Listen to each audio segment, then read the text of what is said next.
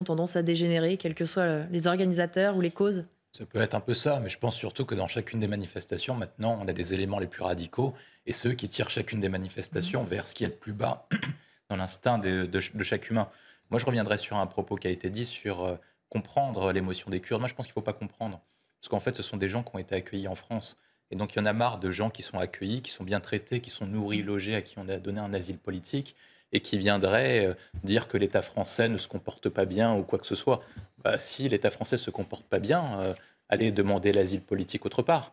Pour une raison qui est simple. Quand un pays vous accueille, vous offre à loger, vous offre un logement, alors que vous êtes persécuté dans votre terre d'origine, la France est quand même bien accueillie. Et quand on prend l'historique de la communauté kurde, il faut remonter il y a 10 ans pour remonter sur une affaire.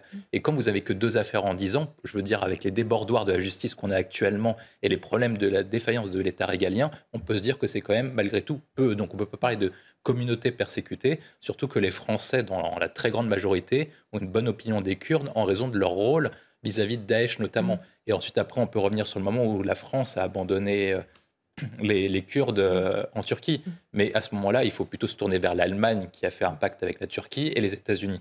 Ensuite, je reviendrai sur ce que vous avez dit, notamment sur les manifestations. Moi, je pense que le sujet essentiel est celui-ci. C'est-à-dire que si on veut rester en démocratie libérale, il est important que ce soit la majorité des gens qui soient reconnus et qu'on ne met pas en avant les minorités agissantes, ce que j'appelle la tyrannie des minorités. On l'a à tous les niveaux. C'est-à-dire que dans chacun des points, dans chacun des actes qu'on met en avant de la démocratie, on ne met pas la majorité qui exprime une opinion majoritaire, ce qu'on appelle la majorité silencieuse, mais les minorités qui cassent, qui volent et qui viennent foutre le bordel dans notre pays. Et tant qu'on ne se débarrassera pas de ces personnes-là, la démocratie libérale sera malade. Vous vouliez réagir et après suivi, un laps de temps très court, certes, mais qui lui a quand même permis de passer à l'acte avec, comme disait Louis Morin, malgré tout une arme et cette haine des étrangers qu'il a visiblement rappelé à de nombreuses reprises. Est-ce qu'elle n'avait pas été repérée avant? Est-ce qu'on n'a plus les moyens de vérifier finalement? Moi, je pense qu'on s'est trompé de politique pénale. Je pense que le contrôle et le suivi judiciaire, ça ne sert strictement à rien. Pour les différentes affaires qu'on voit, cette affaire-là en question, il s'est passé à peu près la même chose pour le meurtre du prêtre à Saint-Étienne-du-Rouvray il y a quelques années. Je pense que le contrôle judiciaire n'est pas la bonne solution. Moi, je pense qu'il faut avoir une politique pénale qui soit adaptée avec l'évolution de la société. La société est marquée par une hyper-violence et de la barbarisation. C'est-à-dire qu'il y a des gens qui sont des barbares et des tarés dans cette société. Mais heureusement pour nous, ils sont très peu, mais malgré tout, il faut, je pense, les enfermer. Je pense que le sujet essentiel, c'est d'adapter les peines par rapport aux choses qui sont commises. Oui, mais il faut de la place. Oui, il faut des places, de prison. Oui, mais justement, je pense qu'il faut faire une chose qui est cohérente. Le tout carcéral, ça montre aussi ses limites dans les faits. Je pense qu'il faut faire une chose qui est cohérente. À partir du moment où vous avez des personnes qui ne sont pas réinsérables dans la société, et quand vous avez une personne qui attaque un camp de migrants avec un sabre, je ne suis pas sûr qu'on puisse le réintégrer dans une société au bout d'un an de détention provisoire, où au maximum, il aurait pris 5 ans. Donc, est-ce qu'au bout de 5 ans, une personne qui attaque des migrants avec un sabre ne va arrêter d'être raciste ou arrêter d'être violent et dangereux? Je pense que c'est une véritable question qui est posée.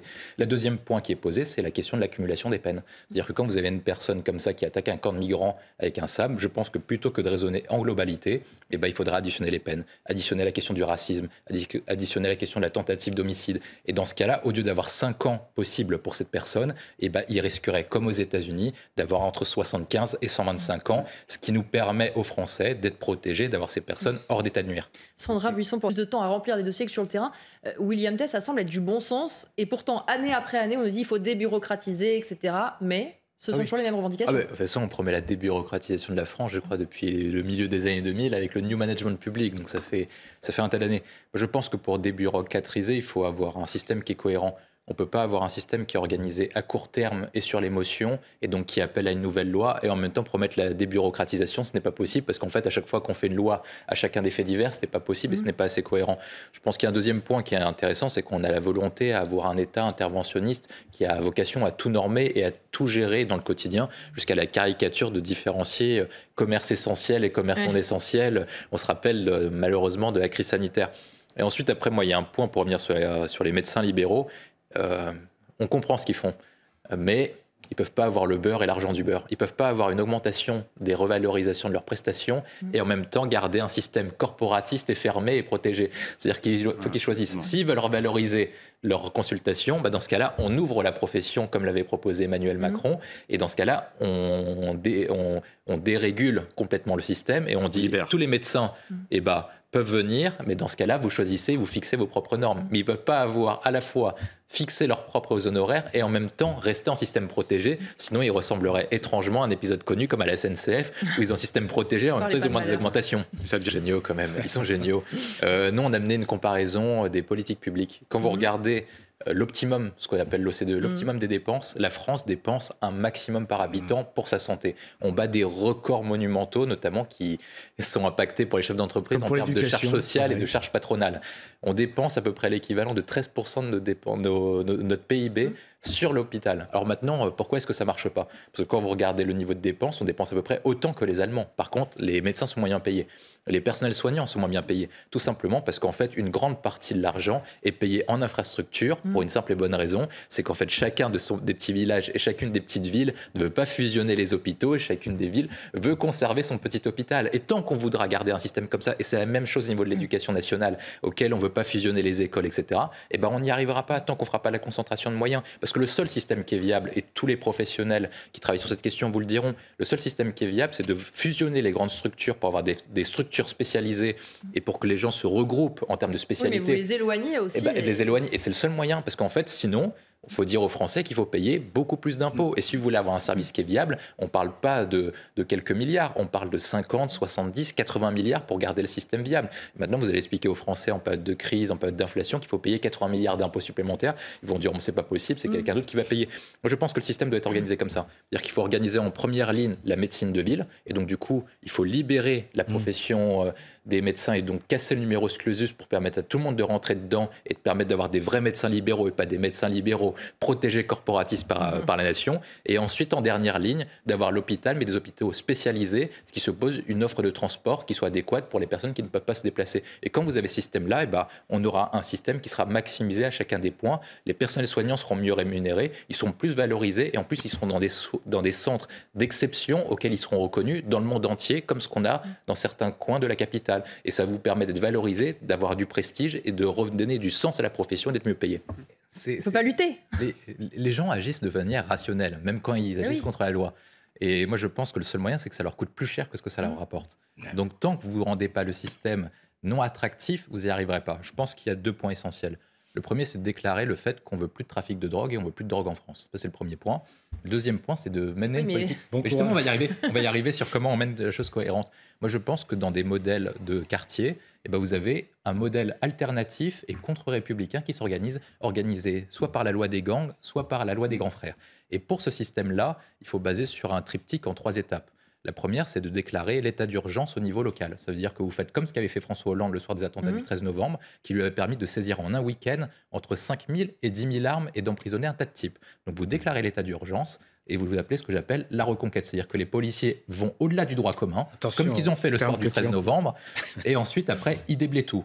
La deuxième étape, c'est que c'est utopique, parce qu'on va voir comment ils vont être accueillis dans certains quartiers. C'est-à-dire que vous engravez tout, quoi. Non, mais moi, ce que je vous dis, c'est que le week-end du 13 novembre, François Hollande a déclaré l'état d'urgence, 13 novembre 2015, et il a saisi 10 000 armes. Mais il l'a fait parce qu'il y a eu des attentats. Justement, il nous faut un motif. Il nous faut un motif. Mais vous demandez, tout le monde a le même constat, il faut une solution. Donc moi, je vais mentir sur une solution. allez-y. Je vais tenter. Donnez des idées. Deuxième étape, une fois qu'on a reconquis avec l'état d'urgence, donc on va au-delà du droit commun. Tant qu'il y a le droit commun, c'est fini, parce qu'ils vont dire il manque une virgule, etc. Et dans ce cas-là, vous êtes fichu. Et les policiers vont dire ça sert à rien de risquer notre vie pour avoir un juge qui vous dira que votre procédure est nulle à cause d'une virgule. Deuxième étape, on détruit tout, c'est-à-dire que toutes les tours, etc. Vous détruisez tout, vous rasez tout complètement et vous laissez symboliquement. Non, vous détruisez tout. Et troisième étape, on reconstruit et on fait un grand plan. C'est-à-dire qu'avec tout l'argent saisi, etc. C'est Marseille en grand, mais version améliorée, votre histoire. Version Sims, c'est version nouveau. Et je pense que les habitants, quand vous discutez avec les habitants au niveau local, il y en a beaucoup de gens qui sont pris en otage dans le système, vu que tout le monde est nourri, etc. Et eux sont prêts à accepter ce type de solution. Comme c'est ce qu'ils avaient demandé à Nicolas Sarkozy en 2005 lorsqu'il avait promis de passer le Karcher. Et je pense que beaucoup de personnes l'attendent. Seulement, il y a une difficulté qui est colossale, c'est que depuis l'affaire Malik Oussekine et les émeutes de 2005, tout pouvoir politique, c'est à peu près ce qu'il faut faire. C'est-à-dire que même l'armée a des plans pour pouvoir le faire, c'est organisé. C'est pour ça que je parle d'état d'urgence localisé. On ne va pas faire toute la France d'un coup. Mais c'est gentil. Mais si, parce que là, ce que vous donnez, c'est le mode d'emploi, le manuel parfait pour la guerre civile.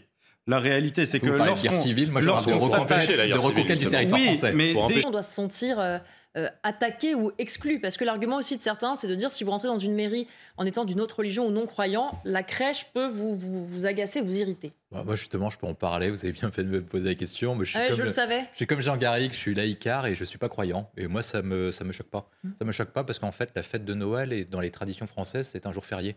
Donc, en fait, en cohérence, est-ce que la France doit renier sa propre histoire au nom de la laïcité ? Non. La laïcité a été mise en place pour assurer la neutralité des pouvoirs publics à l'égard des cultes.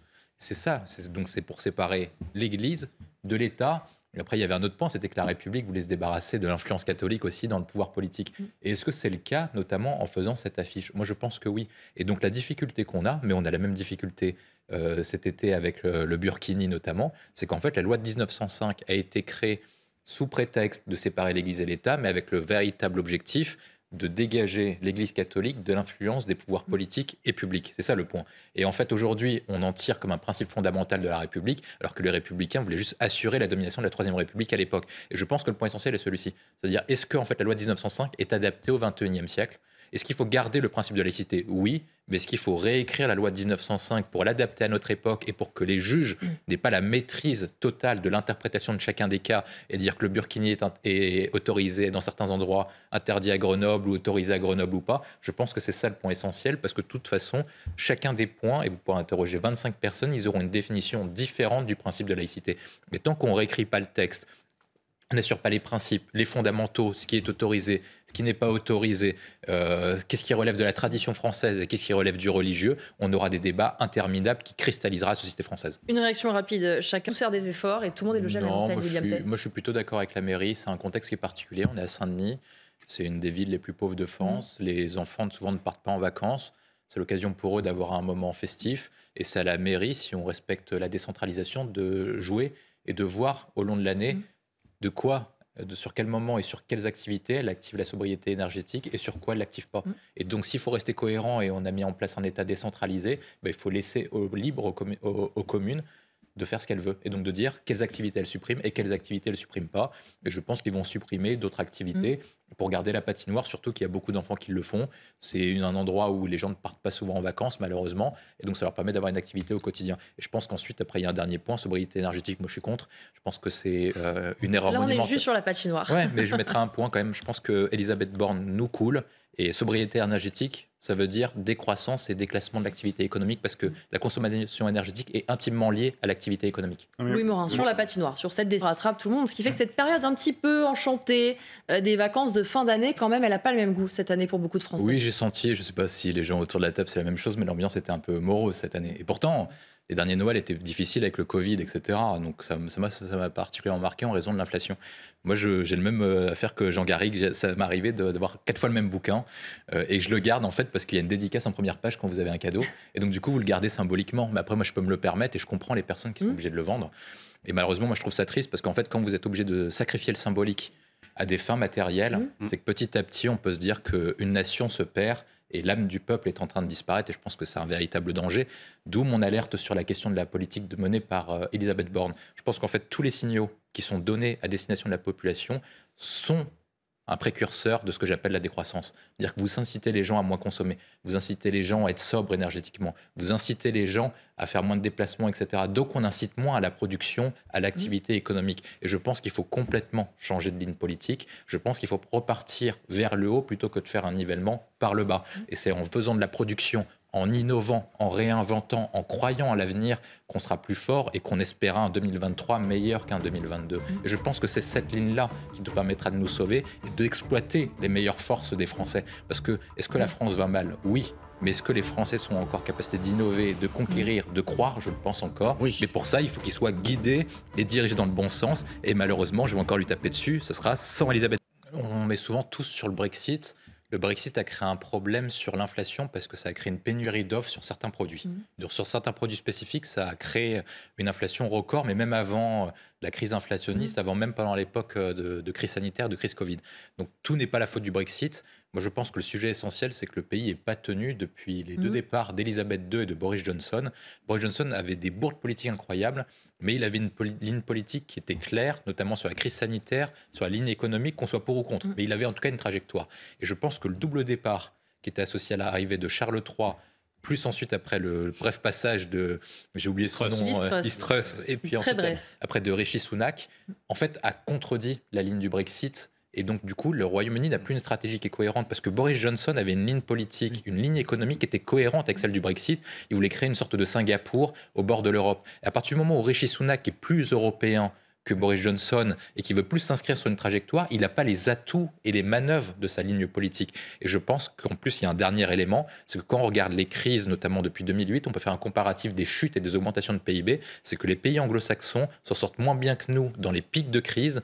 Par contre, ils redémarrent plus vite lorsqu'ils redémarrent. Et donc, c'est un choix de modèle qui est effectué. Et donc, du coup, ils devront payer les conséquences. Mais le dernier point, je pense, qui est essentiel pour eux, c'est qu'ils ont une trajectoire et une ligne qui est difficile à tenir parce qu'ils veulent vivre en autarcie sans avoir de production industrielle et de production économique qui soit associée à cette volonté autarcique. Jean Garrigue. Non, c'est très bien vu ce que dit William. C'est que si vous regardez, il y a en ce moment une série là qui raconte les années Boris Johnson, et on voit très bien à quel point il est, j'allais dire, droit dans ses bottes sur cette question du Brexit.